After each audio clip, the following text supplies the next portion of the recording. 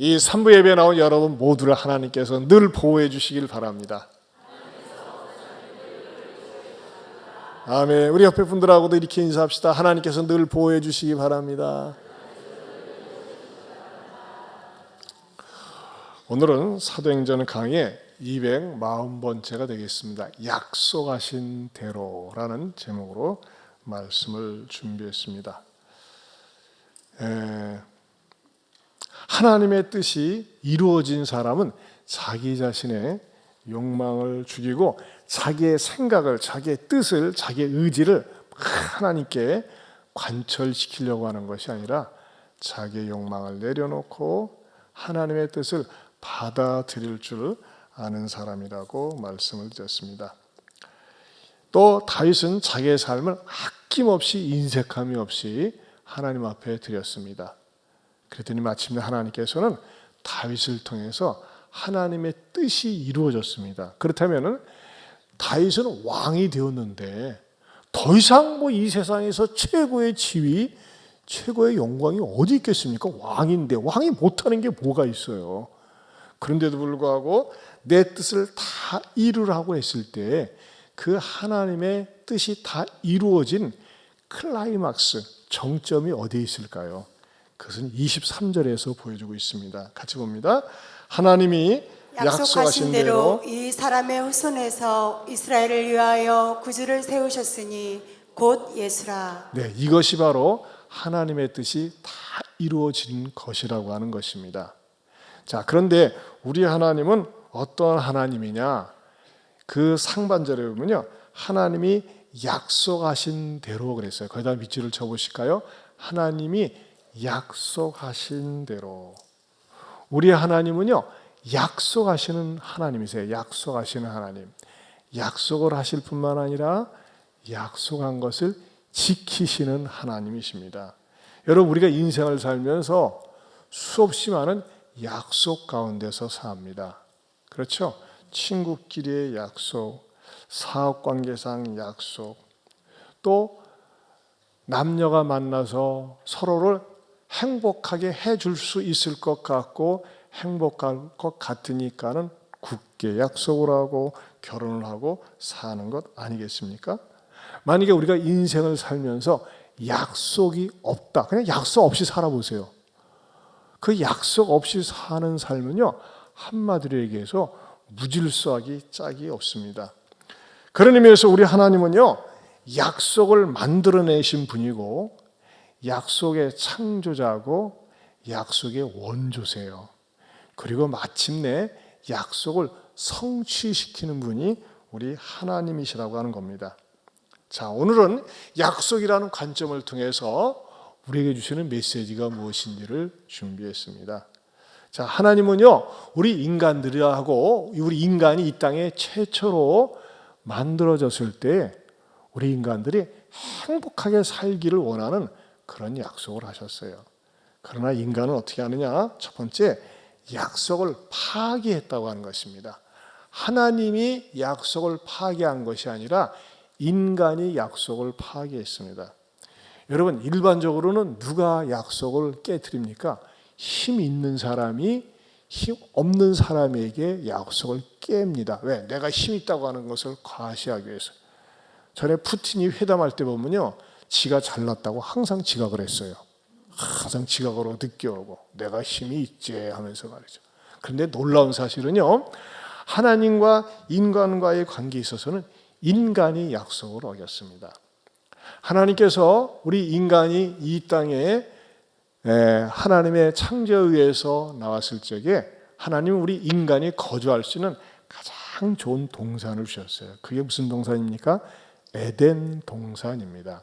에덴이라는 뜻이 즐거운, 행복한 그런 뜻을 담고 있습니다. 행복한 동산, 즐거운 동산에서 너희가 행복하게 살아라, 즐겁게 살아라 하면서 에덴 동산을 만들어 주셨습니다. 여러분, 환경이라는 거 굉장히 중요하거든요.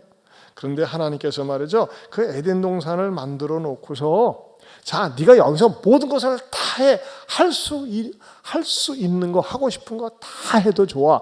먹고 싶은 거 죄다 먹어. 그런데 딱 하나, 에덴 중앙에 있는 선악을 알게 하는 나무는 먹지 말라고 말씀을 하셨어요. 근데 저는 저도 모태 신앙인데 항상 하나님께 궁금하고 좀 따지고 싶은 게 있었어요. 또 이단도 이걸 가지고 제일 걸고 넘어지거든요. 하나님 어떤 식으로 무화과를 만들어 놔가지고 그걸 따먹게 해가지고 말이지, 따먹은 다음에 인간이 죄를 짓고 말이야 타락하게 만들어, 다 알고 있었잖아. 그래서 말이죠, 그 화살을 하나님께 돌리고 하나님을 공격하게 만드는 거죠. 근데 그것에 대해서 이렇게 명쾌하게 정말 속이 확 뚫리게 잘 이렇게 설명을 해주지 못하고, 그런 거 묻는 거 아니야, 묻지 말고 무조건 믿어. 그러다 보니까는 무조건 믿으라는 것에 대해서 무조건 믿지 말고 내가 명쾌하게 가르쳐 줄게, 그런 게 이단이에요. 그러면서 자기네 임의로 마음대로 이렇게 해석을 합니다. 여러분, 정명석도요 뿌리는 통일교입니다. 정명석이가 통일교에서 한 수 배워서 가지고 나온 게 바로 JMS라고 하는 거예요. 그것에 대해서 제가 다음 시간에 또 말씀을 드리겠습니다만, 중요한 것은요, 왜 하나님은 사람이 선악과를 따먹을 줄 알면서도 선악과를 만들었을까? 왜 만들었을까? 그런 생각을 우리가 할 수 있다고 하는 것입니다. 하지만 선악과라고 하는 것은 하나님과 인간과의 약속을 지키라고 하는 의미에서, 약속을 지키자라고 하는 의미에서 만들어 놓았다고 하는 것입니다. 자, 보세요. 약속이라는 게 얼마나 중요한지. 우리가 차를 운전하고 갈 때 중앙선이 있습니다. 또 횡단보도가 있습니다. 신호등이 있습니다. 신호등이 없는 도로 생각을 해보세요. 중앙선이 없는 도로를 생각을 해보세요. 우리는 지키자고 빨간선, 노란선을 만들어놨는데 그것이 없으면 내 멋대로 내 생각나는 대로 좌충우돌 하다가 사고가 나고서 아수라장이 될 것입니다. 여러분, 부부끼리 지켜야 될 약속이 있고 이웃과 이웃이 지켜야 될 보이지 않는 불문율의 약속이 있습니다. 여러분, 만약에 말이죠, 힘 있는 자가, 돈 있는 자가 지가 원하는 대로 데리고 살고 어울려 살면 돼, 집이라는 거 다 만들어 놓은 거 아무라도 원하는 대로 들어가서 살면 돼 하면서 말이죠, 그렇게 산다고 생각을 해보세요. 이 세상이 뭐가 되겠습니까? 그야말로 아수라장이 되는 거예요. 똑같은 집이지만 내가 들어가야 할 집이 있고 들어가지 말아야 될 집이 있어요. 어느 집만 들어갑니까? 내 집만 들어가는 거예요. 내가 만져야 할 여인이 있고 껴안아도 될 여인이 있어요. 누구만? 내 아내만, 내 남편하고만. 그건 뭐예요? 세상에서 우리의 삶을 아름답게 만들기 위해서 우리 삶 속에서 만들어 놓은 누구도 침범할 수 없는 아름다운 약속이라고 하는 것입니다. 약속은 이렇게 좋은 거예요.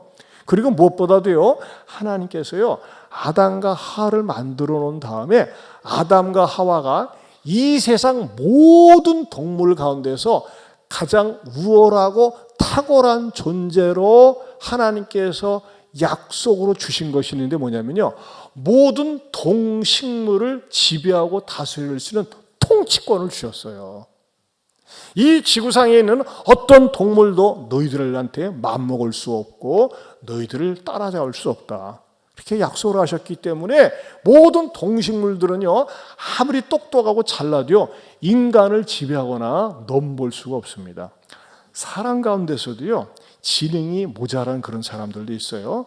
나이는 먹었는데 지능 지수가 IQ가 10이라든지 정신 박야가 그런 사람들도 있지 않습니까? 그런 사람들은 절대 자기 혼자 힘으로 못 살고 부모의 도움을 받고 누군가의 도움을 받아야 돼요. 그러면 말이죠, 때로는 지능 지수가 짐승만도, 심지어는 개만도 고양이만도 떨어질 수도 있는 사람도 있어요. 그러면요, 그 지능 지수가 떨어진다고 그래가지고 야, 이런 인간들 우리가 불러 모아가지고 우리가 다스리고 우리가 지배하자 하면서 그런 일이 있을 수 있습니까? 있을 수가 없습니다. 왜? 하나님이 잘나건 못나건 지능 지수가 있건 없건 간에 인간에게 뭘 주셨어요? 동물들을 통치할 수 있는 통치권을 부여해 주셨다고 하는 거예요. 그래서 여러분, 인류 역사상 지금까지 어떠한 동물도 인간이 부족하고 연약하다고 할지라도 동물이 인간을 다스리거나 지배할 수 없었습니다. 왜? 그것은 하나님께서 정해주신 라인이었어요. 너희들은 인간의 지배 속에 있어야 돼. 이것이 하나님께서 우리 인간에게 주신 통치권이라고 하는 것입니다. 그러나 하나님은 어떤 분이세요? 동물과 식물을 창조하셨지만 만물의 영장이라고 하는 인간을 하나님이 만드셨어요. 그 인간을 만드신 하나님께서 뭐라고 우리 인간에게 얘기하셨냐면, 너희가 모든 것을 지배할 수 있지만 너하고 하나님 나 사이는 차이가 있다. 나는 창조주다. 너희는 피조물이다.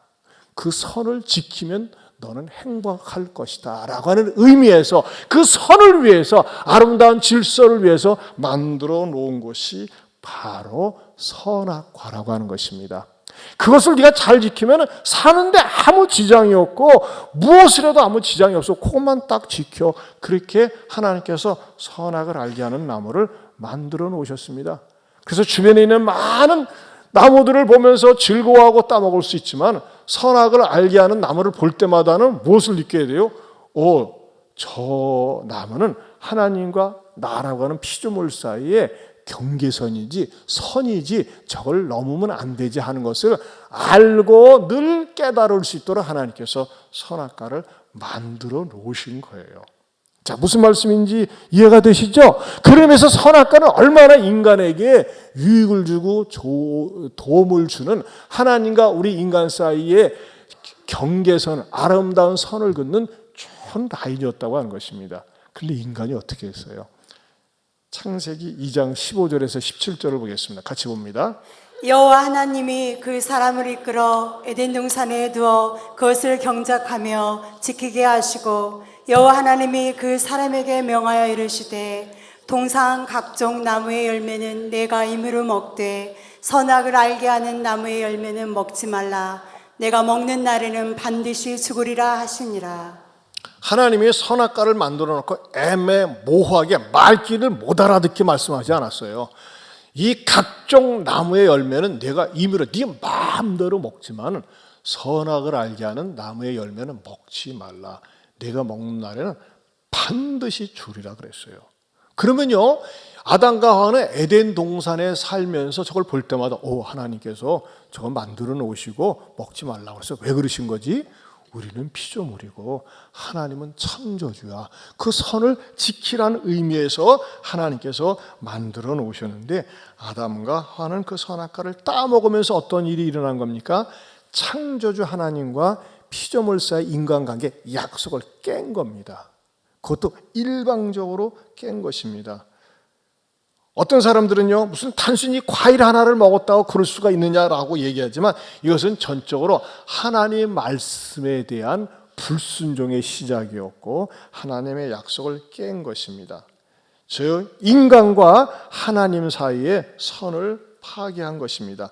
하나님과의 평화로운 약속을 깬 것이요, 더 나아가서는요, 하나님과 인간 사이에 존재하면서 발전할 수 있는 창조의 법칙을 깬 것입니다.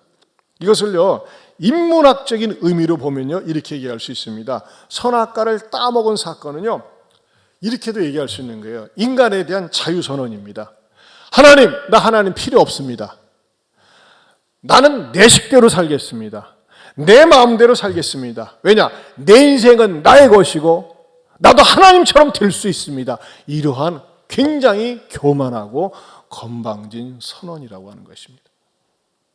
여러분, 만약에 자식들이 나 아버지 어머니 필요 없습니다. 나 낳았다고요? 그거 나하고 무슨 상관이 있어요? 나 인정하지 않아요. 그렇게 얘기한다면 이거 어떡하겠어요? 어떡하겠어요? 때려 죽여, 패 죽여, 감옥에 집어넣어. 어떻게 할 수도 없고 어떻게 해요? 기가 막힌 노릇이죠.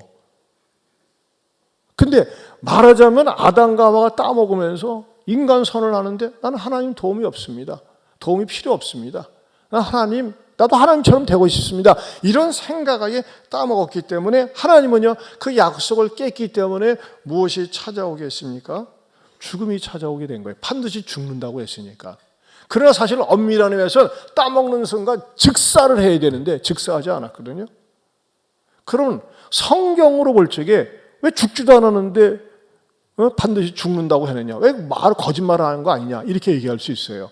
그래서 이 성경에 대한 올바른 해석과 이해가 필요하다는 거예요. 그걸 따먹으면서 당장 찾아온 건 뭐냐? 영적인 죽음이 찾아온 거예요. 영적인 죽음. 우리 인간관계에서 서로 약속을 깨고 신의를 깨면 어떻게 됩니까? 마음으로부터 멀어져요. 아, 당신하고는 상종한 인간이 아니구나. 마음으로부터 멀어지잖아요. 끊어지잖아요. 마찬가지로 영적인 죽음이 당장 찾아왔고 시간이 지나면서 육적인 죽음이 찾아왔고 마침내는 영원한 죽음이 기다리고 있었다고 하는 것입니다. 누가 그렇게 했다고요? 우리 인류의 조상 아담과 하와가 먼저 하나님과의 약속을 파기하면서 생겼다고 하는 것입니다. 이것에 대해서 성경에서는 아주 분명하게 이렇게 밝히고 있습니다. 로마서 5장 12절입니다. 같이 보겠습니다. 그러므로 한 사람으로 말미암아 죄가 세상에 들어오고 죄로 말미암아 사망이 들어왔나니 이와 같이 모든 사람이 죄를 지었으므로 사망이 모든 사람에게 이르렀느니라. 여러분, 과학이 암만 발달되었어도 이런 원인은 밝힐 수 있어요. 왜 병이 들지? 왜 아프지? 왜 늙지? 왜 사고가 나지? 그런 원인은 자꾸 규명을 해요. 규명이 되고. 근데 왜 죽지?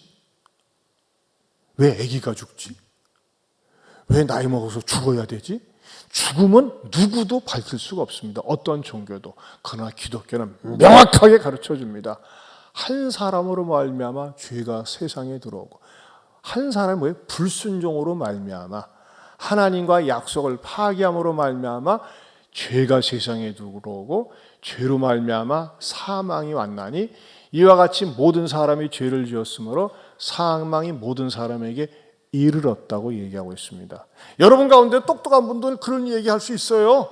아, 나는 당신네들 기독교인들이 얘기하는 아담과 관계가 없어요. 나는 인정하지 않아요. 그건 당신네들이 얘기하는 거잖아요. 하지만요, 그 말은요, 당신은 인간이 아니문이다 라고 얘기하는 것 같아요. 왜냐? 여러분, 인간으로 태어난 이상 반드시 한번 죽게 되어 있습니다. 그리고 그 죽는 원인은요, 인류의 조상, 인간의 조상, 고릴라나 짐승이 아니에요. 인간의 조상 아담과 하와가 하나님의 약속을 깨고 불순종했기 때문에 그 죄의 유전자가 인간으로 태어난 이상 유전자가 있는 모든 인간은 반드시 죽게 되었다고 하는 것입니다. 이것을 성경에서 이렇게 분명하게 논증하고 있는 것입니다. 사랑하는 성도 여러분, 저는 성령님께서 우리 인간에게 왜 죽음이 찾아왔는지, 그리고 왜 모든 사람은 왜 죽는지, 그것은 인류의 조상 아담과 하와가 우리를 위해서, 우리의 행복을 위해서 마련해 주신 그 선악과를 따먹음으로 말미암아 불순종해서 그 죄의 결과로 말미암아 모든 사람에게 피할래 피할 수 없는 죽음이 찾아왔다는 사실을 깨닫게 해주시기를 축원합니다. 그러면서도 사람들은요, 약속에 무심한 것을 우리가 발견한다고 하는 것입니다. 여러분, 사람들이 약속에 무심한 사람 만나고 싶지 않습니다. 일방적으로 약속을 깨고 약속을 지키지 않고 약속에 무심한 사람들이 많이 있어요. 여러분, 우리는 수없이 많은 약속에 의해서 살아갑니다. 부부지간의 약속, 부모와 자식의 약속, 스승과 제자의 약속, 직장 상사와 또 직원과의 약속, 어떤 계약에 대한 약속, 이런 약속들이 없어 보세요. 나라와 나라의 약속, 수없이 많은 약속들로 이루어져 있습니다. 그런데 우리는 이 약속들이 깨어질 때, 약속들이 어려울 때 교훈을 얻습니다. 그렇지 않습니까? 또 약속들이 일방적으로 깨질 때 마음이 아픕니다. 제가 여러분에게 말씀드리고 싶은 것은 뭐냐면요, 이 땅에 살면서 말이죠, 이 세상의 징조에 대한 약속들을 우리 주님께서 하셨다고 하는 것입니다. 수없이 많은 징조들이 우리 주변에 일어나고 있습니다. 이런 징조들을 보니까는 세상이 심판이 다가오고 있음을, 세상의 종말이 오고 있음을 우리는 느껴야 되는데, 무심하게 그냥 전 자연적인 현상이지, 우연히 일어난 현상이지, 과학적인 현상이지, 이것으로 치부해 버릴 경우에 그 사람들이 나중에는 심판을 면할 길이 없다고 하는 것입니다. 우리 주변에서 또는 우리 개인의 삶 속에서 말이죠, 내가 하나님을 믿어야지 되겠다라고 하는 그런 증상들이, 그런 약속들을 볼 수 있는 현장들이 있습니다. 근데 그런 것을 무심하게 지나다가 망한 사람이 있어요. 저는 그 대표적인 사람을요, 부자와 나사로, 누가 보면 6장에 나오는 그 사람의 예가 떠오르더라고요. 여러분, 부자는요 굉장히 잘 살았습니다. 돈이 얼마나 많은지 매일 잔치를 했어요. 좋은 옷을 입고 좋은 기호식품을 가지고 건강하게 진짜 매일 허위호식하면서 살았습니다. 반면에 그 집 앞에는요 그야말로 노숙인이 살았어요. 제대로 거처할 것도 없이, 나서라고 노숙인이 병들고 또 먹을 것도 없으니까 부자가 먹고 남은 음식 찌꺼기를 갖다가 받아다가 먹고 살았습니다. 그러다가 이 거지는, 나사로라고 하는 거지는 병이 들고 제대로 몸 간수를 못하니까 일찍 죽고 말았어요. 그러나 부자는 아이고 우리 집 앞에 쓰레기 하나, 인간 쓰레기 하나 치워져 버렸네, 이런 생각으로 살았겠죠. 그리고 계속해서 떵떵거리고 호의호식하고 살다가 어느 날 죽었어요. 근데 부자는 이렇게 생각했을 것 같아요. 내가 이 땅에 살면서 돈이 많이 있으니까 마음껏 누리고 마음껏 먹고 마음껏 재밌게 사니까 죽은 다음에도 내가 꼴깍 하는 순간 죽음 이후의 세계가 있다면은 역시 내가 지상에서 누리던 만큼 누릴 수 있는 그런 즐거움과 쾌락이 기다리고 있겠지 않겠는가 라면서 죽었을 거예요. 그러나 부자가 죽고 난 다음엔 전혀 예상치 못하는 반전이 있다고 하는 것입니다. 반전. 그 반전이 뭡니까? 너무너무 뜨거운 거예요. 너무너무 뜨거운 거예요. 내 의지와 상관이 없는 곳에 내 영혼이 와 있는 거예요.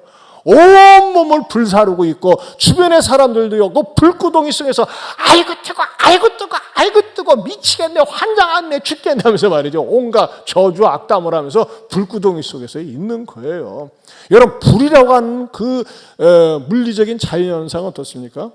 이 땅에서 어디서 불 났어요.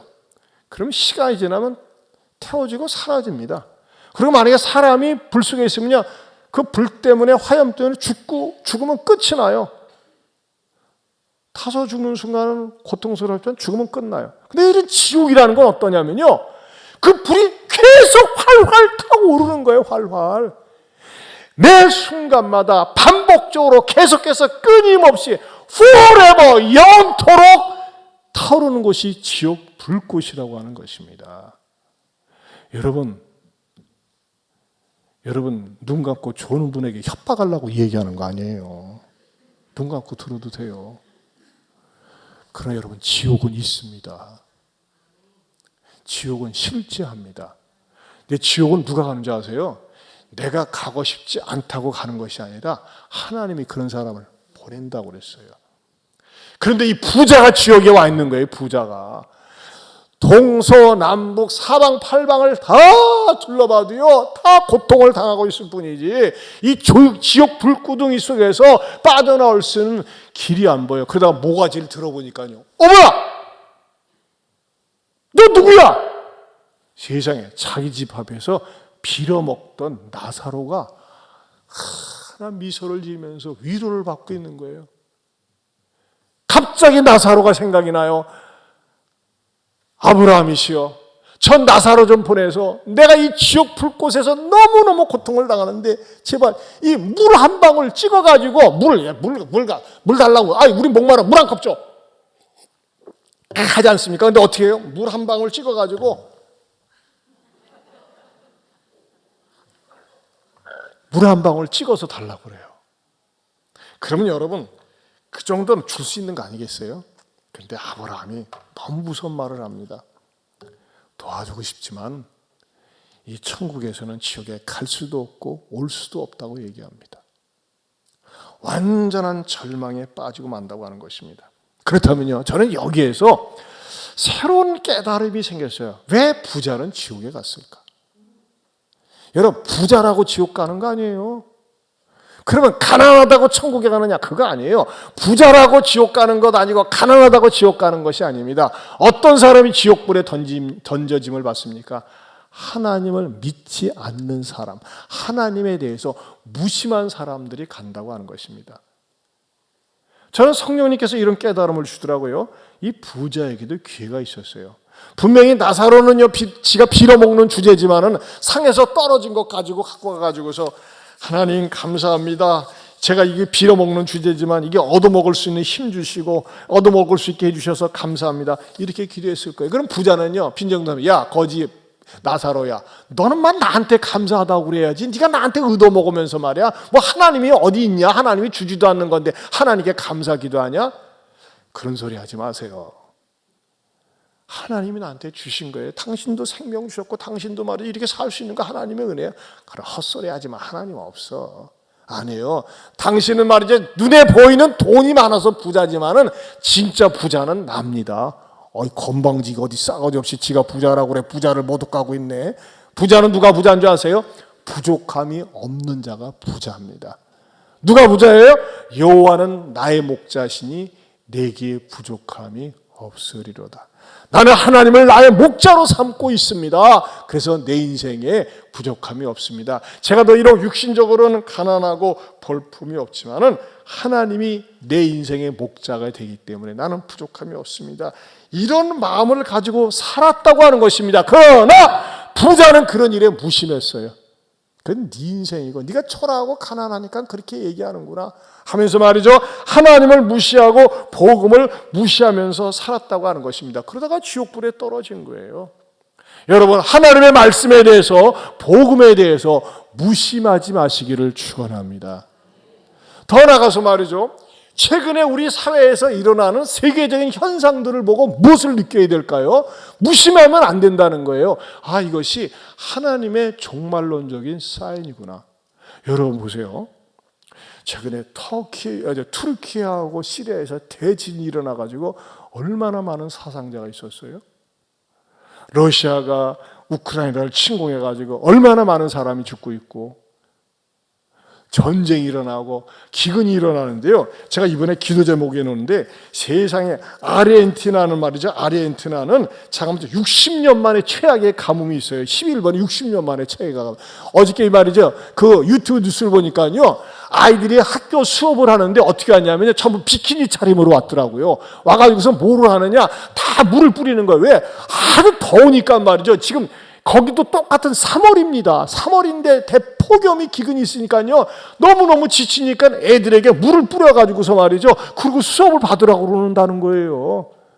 여러분, 아르헨티나만 그렇습니까? 구원 보세요. 전남 지역에는 50년 만에 가뭄이 찾아와가지고 물을 제한하고 있어요. 아, 정말 우리 전라북도는 얼마나 미안하고 감사한지 모르겠어요. 제가 이 말씀 드리는 이유는요. 이런 현상들에 대해서 예수님이 얘기를 하셨다는 거예요. 어디에요?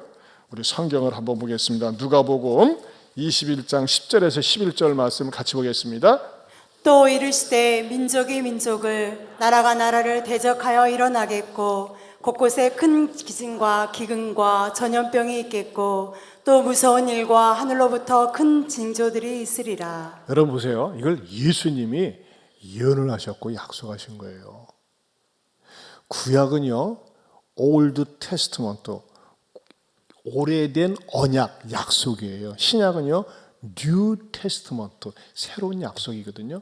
이 약속 속에 뭐가 있어요? 이르시되 민족이 민족, 지금 민족이 민족을 대적하는 일이 얼마나 많습니까? 나라가 나라를 대적하여 일어나고 지진이 있죠, 기근이 있죠. 여러분, 21세기가 얼마나 과학 문명이 발달된 사회입니까? 근데 여러분, 우리는 몇 년 동안요? 3년 동안 뭐 때문에? 코로나 때문에 전 세계가 어려움을 겪었잖아요. 그 이전에는 사스, 메르스. 여러분, 근데 생각을 해보세요. 2000년 전에 예수님이 이렇게 말씀을 하셨다니까요. 석가모니나 마호메시나 공자 이런 분들의 어록 속에는요, 이런 글 자체가 없어요. 왜? 그들은 신이 아니기 때문에. 그런데 예수님은 보세요. 예수님이 여러분 지구과학자입니까? 지질학자입니까? 예수님이 전염병 전문가입니까? 아니에요. 근데 그분은요, 2000년 전에 나라와 나라, 민족이 민족을, 나라가 나라를 또 대적하고 지진이 있고 기근과 전염병이 있고, 여러분 앞으로도요 무서운 일과 하늘로부터 큰 징조들이 있을 것이라고 예언을 하셨어요. 그러면 여러분 어떤 마음을 가져야 될까요? 우리 주변에 이렇게 일어나는 일들에 대해서 경각심을 가지고 이건 우리 주님이 예언하셨구나. 그렇다고 그러면서 말이죠. 어떤 이단들처럼 이 재림의 종말의 때가 다가왔으니까 우리가 뭐 피지로 가야 된다. 어느 곳에 모여야 된다. 어떤 시간에 모여야 된다. 이건 이단들이 하는 거예요. 그러나 그리스도인들은요, 매일매일 주어진 일상 속에서 어느 한 날이나 어느 한 때를 갖다 어느 장소를 국한시켜서 그곳에 모이는 것이 아니라 매일매일 주어진 삶 속에서 어떻게 살아야 될까요? 우리 성경 데살로니가에 나오는 성경 말씀이 바로 찬송가에 있어요. 그날이 도적같이 이룰 줄 너희는 모르느냐? 뭐라고요? 늘 깨어 있으라고 그랬어요. 우리 한번 같이 찬양 불러보겠습니다.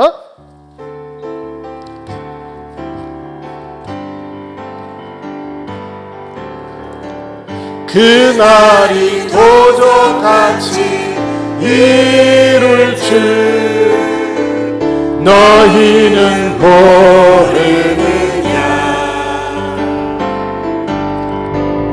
늘 깨어 있으라. 잠들지 말아라.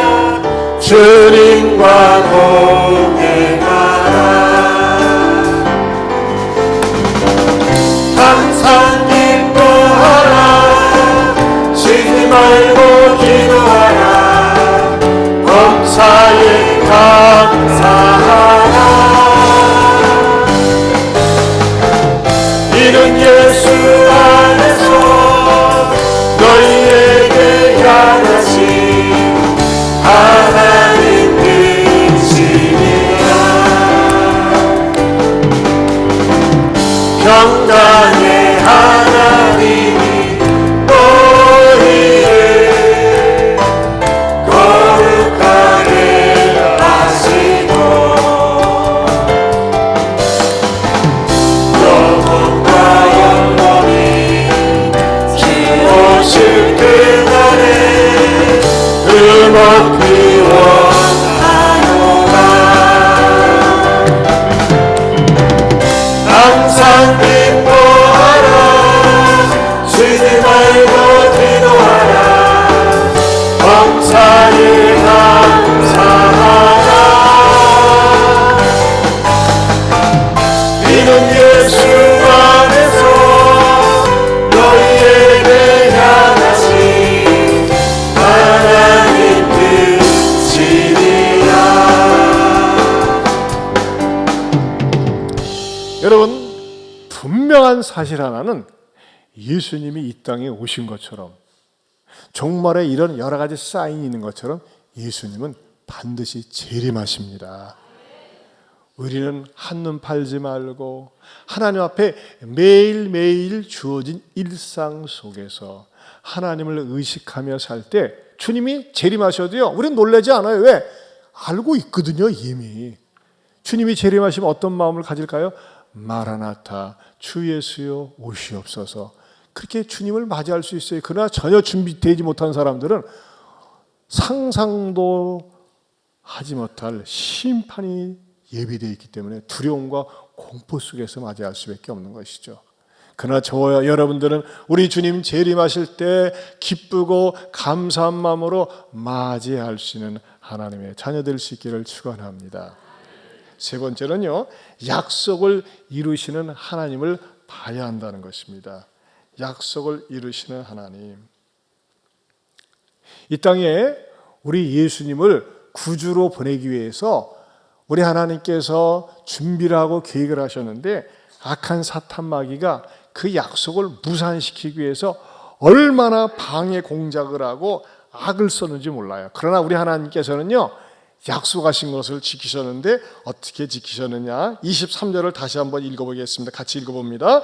하나님이 약속하신 대로 이 사람의 후손에서 이스라엘을 위하여 구주를 세우셨으니 곧 예수라. 거기다 줄을 주세요. 구주를 세우셨으니 곧 예수라. 또 여러분 오해하지 마세요. 여기서 이스라엘이라는 건요, 단순히 어느 단 한 민족, 현재 현존하는 이스라엘만을 얘기하는 게 아니에요. 광범위하게 영적인 이스라엘 백성들, 하나님의 자녀를 이야기하고 있는 것입니다. 자, 이 사람은 누굴까요? 갈라디아서 4장 28절에 이렇게 말씀하고 있습니다. 같이 읽어보겠습니다. 형제들아 너희는 이삭과 같이 약속의 자녀라. 여러분, 약속의 자녀는 누가 될 수 있습니까? 이 세상에서 나를 죄로부터, 죽음으로부터, 심판으로부터, 지옥으로부터 구원해 주실 분은 마호메 씨나 공자나 석가모니가 아니라 하나님의 아들 예수님이십니다라고 마음으로 믿고 입술로 시인하는 사람에게 이 약속이 이루어집니다. 그 사람이 바로 저와 여러분이 될 수 있기를 주님의 이름으로 축원합니다. 여러분, 이것은 아무에게나 주어지지 않습니다. 어떤 사람은요, 죽어가면서 이제 운명할 시간이 다가와요. 선생님, 죄인인 거 인정하세요? 그동안 하나님 없이 살았잖아요. 그러나 이제 선생님이 예수님을 영접하고 예수님을 받아들이면 구원받을 수 있어요. 동의하실 수 있어요? 물론 선생님 살아서 이제 아무것도 안 한 거 인정해요. 심지어 가족과 아내를 핍박한 것도 인정해요. 그러나 예수님이 하나님, 내가 죄인입니다. 큰 죄인입니다. 하나님, 나를 용서해 주세요. 나를 구원해 주세요. 이렇게 한번 고백을 해보세요. 고백한다는 의미에서 예수님을 믿겠습니다. 그 한마디 해보세요. 아무 말도 안 하는 사람이 있어요. 선생님, 제가 쭉 지금까지 전한 말씀 이해가 되십니까? 그래요. 예수님 나의 구세주입니다. 그 말에 한 말 해보세요. 안 합니다. 이야, 이거 보통, 여러분, 그런 의미에서요, 내 마음에서, 내 입술에서 예수님이 나를 죄로부터 구원해 주신 하나님의 아들 구주십니다라고 고백되어진다는 거, 이 자체가 축복인 줄로 믿습니다. 한번 따라서 합시다. 예수님이 나의 구주요 구원자이심을 믿습니다. 여러분, 자연스럽게 나옵니까? 하나님의 자녀입니다. 악착같이 안 나옵니까? 마귀 새끼입니다. 죄송합니다. 모독스럽게 얘기해서. 나 여러분 마귀 새끼 하지 말라고 그러는 거예요. 마귀 자식은 절대 안 나온다니까. 다시, 누가 마귀 자식 몇 명이나 있나 봐야겠네. 누가 뭐라고 그래도, 따라서 누가 뭐라 해도 나는 하나님의 자녀입니다. 네, 안 하는 인간 반대편에 한 명 있네 보니까. 어떡하겠습니까? 억지로 안 돼요. 억지로 안 된다니까요.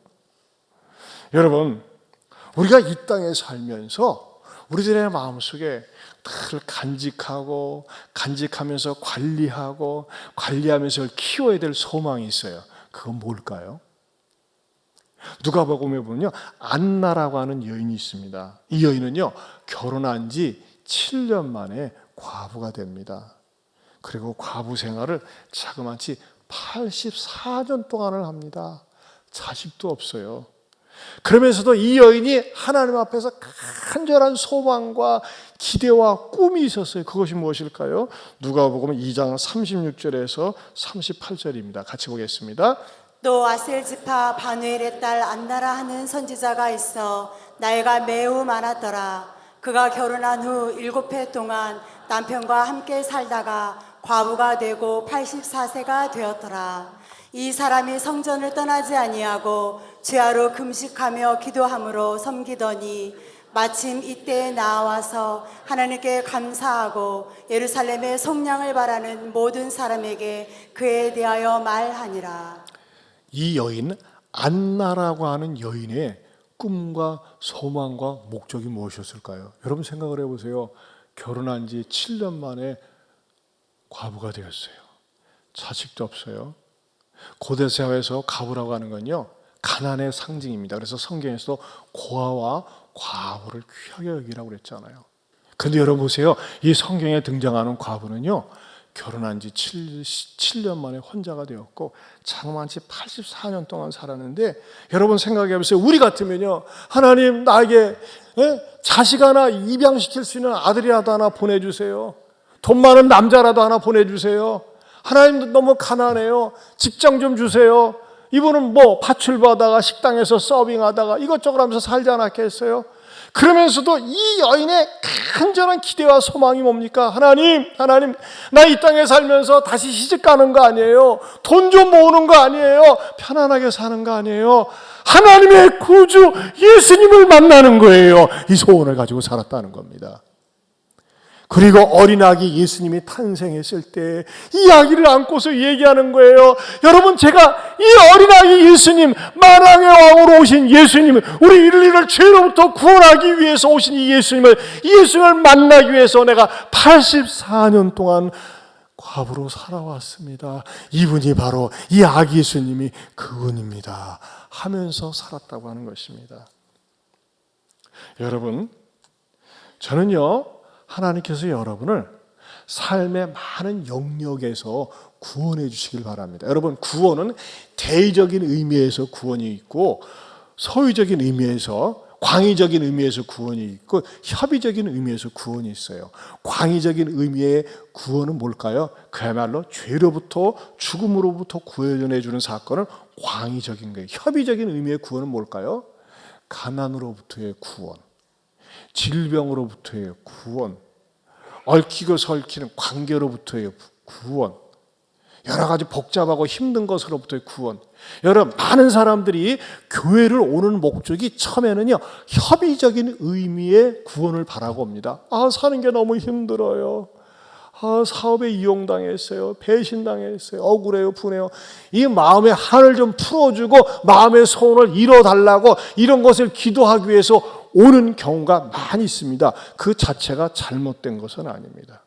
그런데 의외로 뜻밖에도 이 협의적인 의미에서 구원, 하나님 가난 좀 면하게 해주세요, 취직 좀 시켜주세요, 승진하게 해주세요, 합격시켜주세요 하면서 말이죠, 이 물질적인 세상 욕구에 대해서 막 발버둥 치고 공부하면서 했는데 합격이 딱 됐어요, 승진이 됐어요, 높은 자리로 올라갔어요. 어느 날 안 보여요. 왜? 내가 공부하느라고 친구 못 만나러 다녔거든. 친구 만나느라 바빠요. 질병 가운데서 오랫동안 시달리다가 말이죠, 이 질병으로부터 자유가 먹게 해주세요 하면서 기도했다가 마침내 나서는데, 나서 보니까 뭐예요? 그동안 밀린 운동 해야지, 친구 만나러 다녀야지, 또 인간관계 때문에 사업상 이 사람 저 사람 만나야지, 그러면서 쥐를 빼먹고, 쥐를 어떻게 빼먹습니까? 꽃감 빼먹듯이 빼먹고 하나님 섬기는 것을 소홀히 합니다. 그런 사람은 뭐예요? 협의적인 의미의 구원에 만족하는 거예요. 그러나 진정한 구원, 하나님, 나 같은 인간 무엇이 간데 수없이 많은 사람들이 하나님을 부정하고 외면하면서 사는데 나에게 복음을 주시고 예수님을 알게 해주시고 예수님을 믿게 해주셨습니다. 나는 예수님이 너무너무 소중합니다. 이 예수님이 내 인생의 전부입니다 라고 고백하는 사람들은 정말 며칠마다 예배를 드리면서 시간 날 때마다 하나님 앞에 나와 기도하는 것을 좋아하고 하나님을 높이면서 사는 걸 좋아하고 삶 속에서도 어떻게든지 예수님을 증거하고 삶의 목표가 오직 하나, 예수님밖에 없다고 하는 것입니다. 안나가 그렇게 살았습니다. 안나는 가난합니다. 가족도 없습니다. 자식도 없습니다. 미래도 대책도 없습니다. 아무것도 없습니다. 많은 사람들이 노년의 노대책, 편안하게 사는 거, 건강하게 사는 거, 그래서 돈 많이 벌어놔가지고 통장에 연금 빵빵하게 있어가지고 오늘은 내일 모레는 그거 해가지고 놀러 다니고 구경 다니고 먹으러 다니고 마시러 다니고 뭐 사러 다니고 그 재미에 늘 환상 속에 워러벨 하면서 말이죠, 그런 환상 속에 사로잡혀 있어요. 그 자체가 잘못된 것은 아니에요. 하지만 그것은요, 언젠간 다 사라집니다. 그것이 우상이 되고 그것이 당신의 신이 되었을 때 그것이 당신을 멸망하게 만들 수 있습니다. 그러나 여러분, 먼저 그의 나라와 그의 의를 구하는 거예요. 하나님이 내 인생의 전부입니다. 나의 사는 목적은 하나님의 영광을 위해서 삽니다. 이 주님을 사랑하며 높이며 사는 사람, 이 사람이 바로 하나님의 자녀의 모습이라고 하는 것입니다. 이 자녀가 바로 내가 되고 여러분이 될 수 있기를 주님의 이름으로 축원합니다. 하나님 아버지, 감사합니다. 우리 인간은 약속을 파기했지만 하나님은 하나님의 독생자 예수님을 보내주셔서 우리를 구원해 주시고 약속의 자녀로 삼아 주셨습니다. 주여, 우리 가운데 절대 해탈하거나 한눈 팔거나 엉뚱한 곳에 내 마음과 뜻을 소모하지 말게 하시고 주님 중심으로 하나님의 나라와 의를 구하며 살 수 있는 복된 그리스도인들, 예배의 성공자들이 되게 하여 주시옵소서. 예수님 이름으로 기도합니다. 아멘. 여러분, 찬송가 234장 펼쳐보세요. 이 찬송가 보면요, 우리들이 갈망에 대한 찬송에 이게 배어 있어요. 구주 예수 그리스도 다시 세상 오실 때 기쁨으로 우리 맞아 길이같이 살겠네.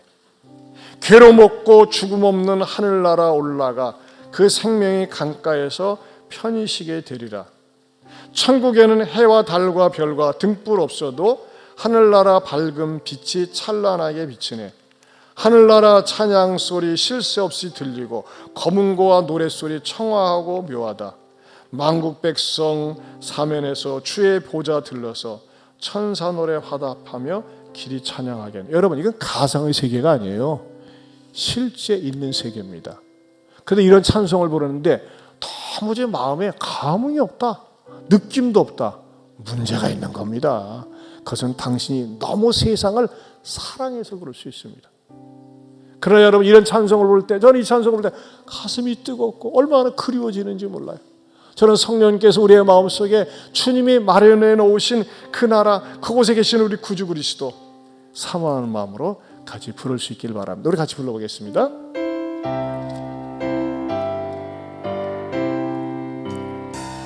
구주 예수 그리스도 다시 세상 오실 때 기쁨으로 우리 맞아 길이 같이.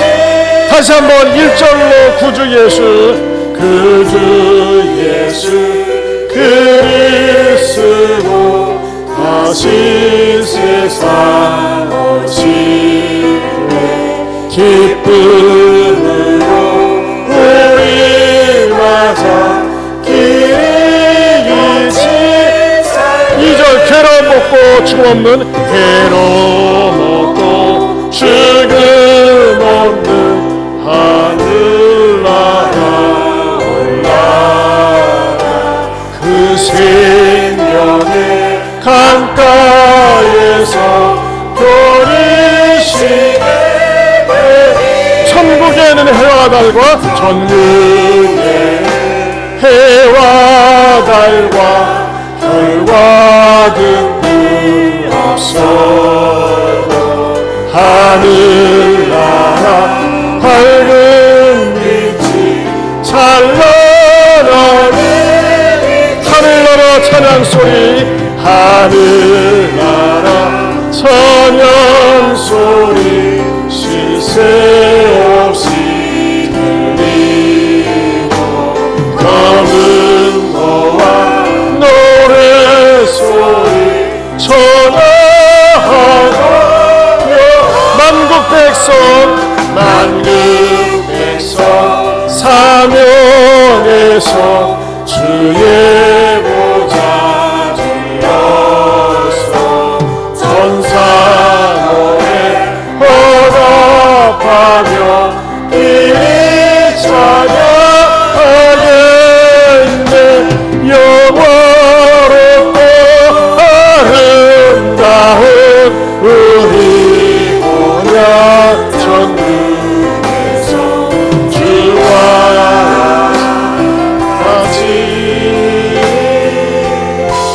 영원히 살겠네.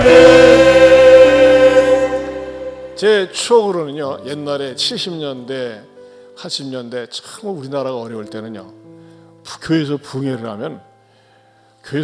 하면요 월요일서부터 토요일까지 했었어요. 주구장창 새벽 오전 저녁. 근데 가만히 보면요, 그때 당시에 신앙이 얼마나 순수한지 몰라요. 얼마나 주님을 사모하고 얼마나 주님을 갈망하고 얼마나 천국을 사모하면서 불렀는지 몰라요. 근데 요즘은요, 성도들이 많이 세속화돼가지고 등 따시고 배불러가지고 이런 찬송가 펼치면 대본에 어머나 5절까지 있네. 아따 이거 언제 끝나냐. 이런 생각 들어가는 분들이 의외로 많습니다. 그게 뭐예요? 그만큼 우리가요 많이 세속화된 거예요. 네, 여러분, 이 세상에서 정명석이만큼 위험한 이단이 뭔지 아십니까? 세속화입니다. 세속화는요 우리의 마음을 자꾸 하나님으로부터 멀게 만드는 거예요.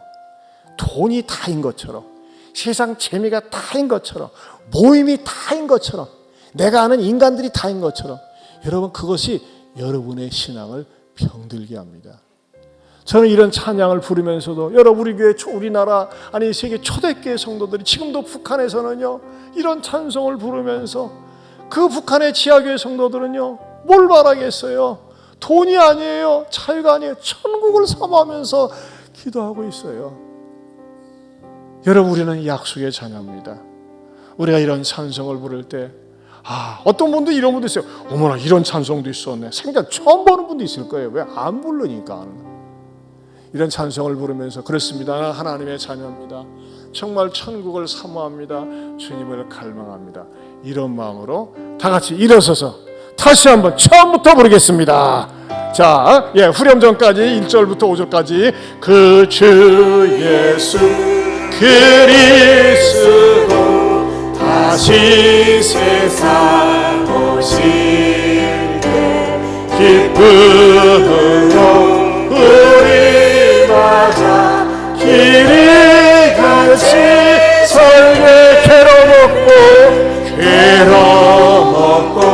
죽음 없는 하늘나라 올라가 그 생명의 강가에서 편히 되리. 천국에는 해와 달과 별과 등불 없어도 하늘나라 밝은 빛이 찬양하게 힘들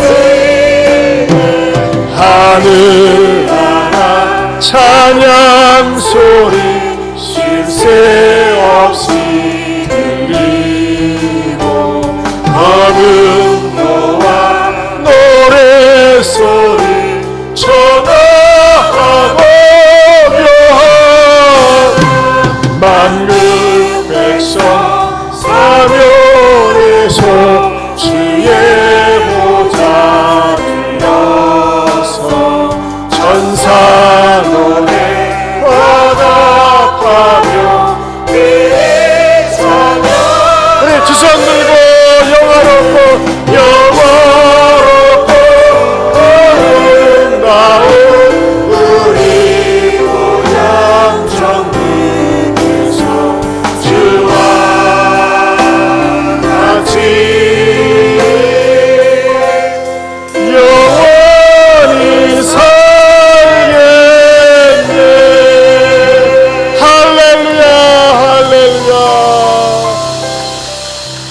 하나님 아버지, 안나라고 하는 여인은 결혼하고 7년 만에 혼자 되어서 84년 동안 하나님 가난으로부터 구원해 주세요. 나에게 먹고 살 길 열어주세요. 질병으로부터 구원해 주세요. 그것이 아니라 주여, 주님 만나게 해주세요. 내 인생이 예수님의 전부입니다. 그 예수님 만나게 해주세요 하면서 금식하며 성전에서 기도하다가 주님을 만났고 주님을 전하면서 그의 인생은 마감했습니다. 주님, 그러나 우리들의 삶을 되돌아보면 우리는 예수님 말씀을 통해서 듣고 믿고 만나면서 사실은 예수님보다 돈이 더 좋고 세상이 더 좋고 모임이 더 좋고 놀이가 더 좋고 쾌락이 더 좋아서 사는 우리의 모습은 아닌지요. 하나님, 용서하여 주시옵소서.